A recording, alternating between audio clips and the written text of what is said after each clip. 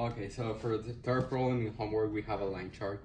For this line chart, um, every time you do a problem like this, you want to first know what is changing as you move on the chart distribution, whether it's a line, a plane, whatever it is, you want to know how it's changing.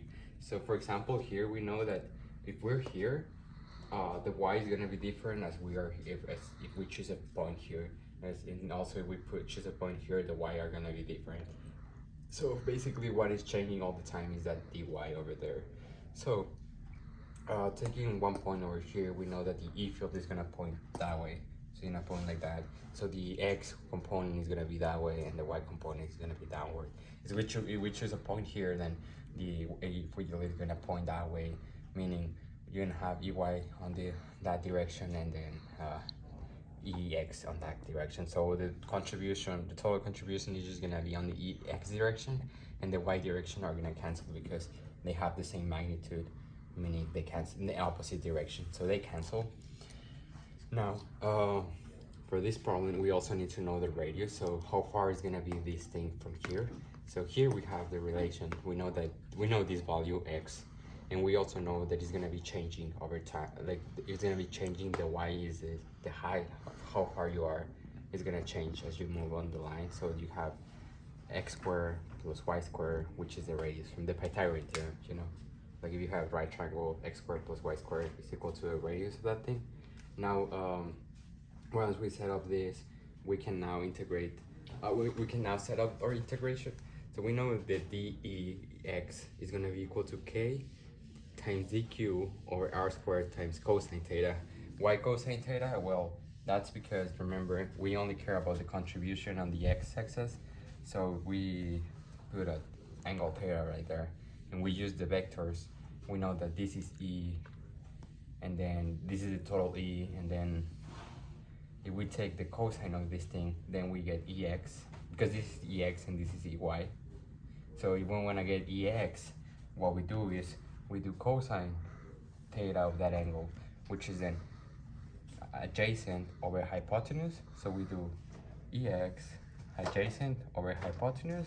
So then EX, if we multiply by EX is E cosine theta. Okay, so that's why we get the cosine theta over there. Then also we can find out what cosine theta is from here. So what is cosine theta? Cosine theta is just adjacent. So if we come back here, theta adjacent, which is x over hypotenuse. So now we know these two. So now we can plug in r squared, we know, which is x squared plus y squared. And then cosine theta is x over, it's right here, x over x squared plus y squared, all root square. So we multiply all together, and then we take the integral.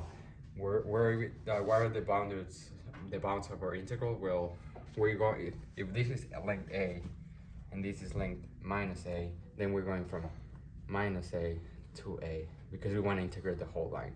So minus a to a. So that's our integrals bounds for this one. And we have everything here set up, and here dq. Remember that dq here, the lambda dy came from, we know that the lambda is equal to q enclosed divided by the length, or meters. In this case, if we want to take the dq, then it's going to be dq over dl. And dl, well, dl is, it doesn't have to be an L, but because we're using y, we just have to be like dy. So dq over dy. And now we just multiply the dy to the other side. So we have dy lambda equals to dq. And now we can substitute that into this part, and that's why we get lambda dy. And yeah, you get that. After you set up the integral, you're gonna pull out all your constants, which is k, lambda, and x. So you pull all the constants out, and now you solve this integral, which is dy over x squared plus y squared 3/2. For this one, remember that x squared, just know what is constant and which one is your variable, so you can do the integration. You can do it multiple ways. In this case, I use Trixo. If you want to know how to do this, you just set up like a triangle, and then based on this triangle, you want to find the differential. So the first thing you do is you want to isolate the variable you want to differentiate. In this case, we want to know y. So the relation between x and y, we can set up this to be the tangent of this angle is y over x. And if we multiply both sides by x, we get this part. And now we differentiate this part with respect to theta and with respect to y. So we differentiate x tan theta and then y. And then we get x squared. Well, you get the differential x secant squared the theta d theta equals to dy. Why do we need to do this? Because we want to replace this dy into here.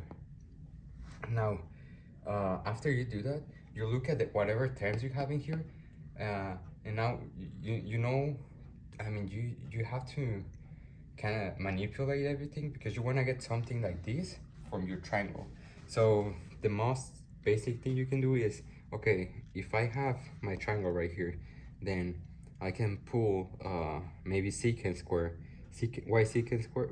Sorry, secant square, no, secant, because if you pull secant, then you know secant is equal to hypotenuse over x, and since x is constant, then you don't have to take the derivative of x because it's just x. So then you set up everything. So this, if you're curious how this came from, it's just secant theta equals to x, sorry, square root x squared plus y squared over x, and you just multiply to the other side, and that's how you get x secant and that. Now you want to get let's check this one. So we have x squared plus y squared 1/2, and here we have 3/2. So how do we get the same expression? Just cube everything. So you cube this side and then you cube this side, and now you have the expression that you can replace instead of this one. So now you can replace x squared secant cube, x cube secant cube into here, and now replace everything else, the dy that we did here, and then also the secant, this expression, and just put it all together, and that's gonna make your life easier because this cancels, x cancels, so x squared over x cubed, that's just 1 over x. We can pull it out because it's constant. Secant squared theta or secant cube theta is just 1 over secant d theta, and that 1 over secant is also cosine theta. So then we can just, then you see the integral is pretty simple, it's just cosine theta d theta, the integral of cosine theta d theta, and then it's just sine theta. We find sine theta, and then we have to, because we set our integral as from a to like negative a to a, we have to convert back this into our expression. So the only thing you have to do is work backwards. So you go to the triangle again, you find sine theta, and sine theta is just y over the opposite over hypotenuse, and then you just replace sine, whatever you get from there, sine, into here, and now you can just plug in the value. So let's say here you plug a into y and negative a into y squared, so you get k lambda over x, and then you replace a here, x squared plus a squared, and then minus, and you plug in the other value, and you get this expression right here, and that's how you solve number 3. Sorry.